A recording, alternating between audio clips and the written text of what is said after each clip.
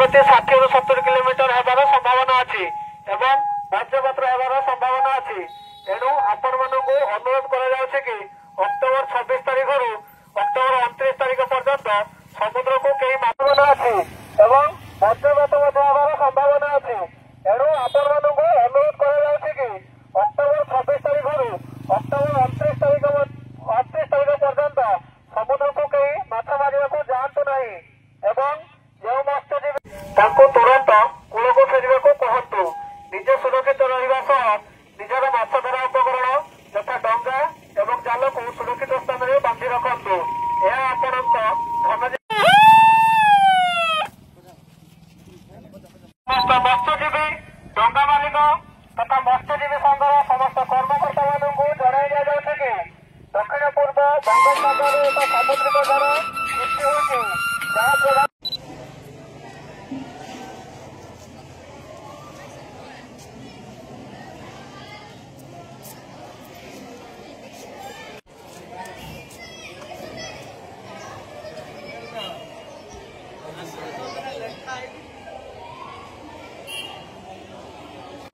समुद्र मध्य अछंती ताको तुरंत कूल को फेरिबा को कहतु। निजे सुरक्षित रहिबा सह निजर माछ धरा उपकरण यथा डंगा यार अवमानना करती। केन्द्र समस्त मत्स्यजीवी डंगार मालिक तथा मत्स्यजीवी संघर समस्त कर्मकर्ता मानू जणाई दिया जाउछि कि दक्षिण पूर्व बंगोपसागर एक सामुद्रिक झड़ सृष्टि होइछि जहाँ प्रभाव हेबार संभावना अछि। तेणु आपण मानक अनुरोध करा जाउछि कि अक्टोबर 26 तारिख रु अक्टोबर 29 तारिख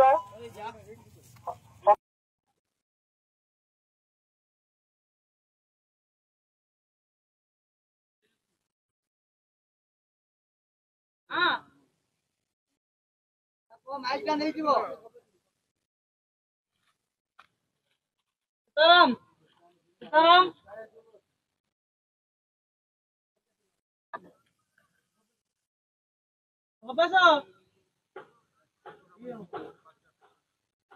गति 60 ରୁ 70 किलोमीटर हेबार संभावना अछि एवं वज्रपात हेबार संभावना अछि।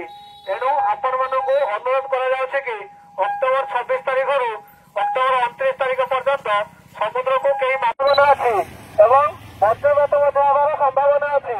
तेणु आपण मानकु अनुरोध करा जाउछि कि अक्टोबर 26 तारिख रु अक्टोबर 29 तारिख पर्यंत समुद्र को कई माछ मारिया को जातु नहीं एवं जो मत्स्यजीवी ताको तुरंत कूल को फेरिबा को कहतु।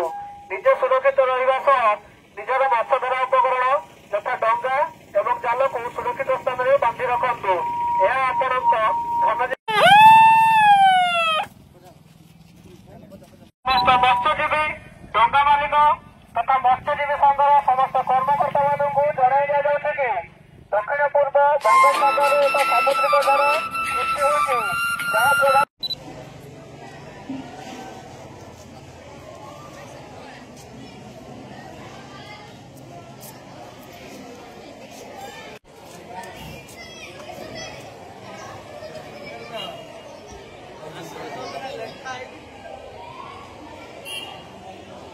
जहाँ समुद्र मध्य अछंती ताको तुरंत कूल को फेरिबा को कहतु। निजे सुरक्षित रहिबा सह निजर माछ धरा उपकरण यथा डंगा यार अवमानना करती। केन्द्र समस्त मत्स्यजीवी डंगार मालिक तथा मत्स्यजीवी संघर समस्त कर्मकर्ता मानू जणाई दिया जाउछि कि दक्षिण पूर्व बंगोपसागर एक सामुद्रिक झड़ सृष्टि होइछि जहाँ प्रभाव हेबार संभावना अछि। तेणु आपण मानक अनुरोध करा जाउछि कि अक्टोबर 26 तारिख रु अक्टोबर 29 तारिख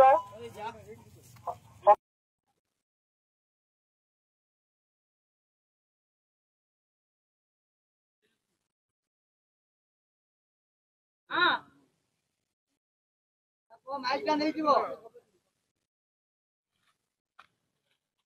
सीताराम सीताराम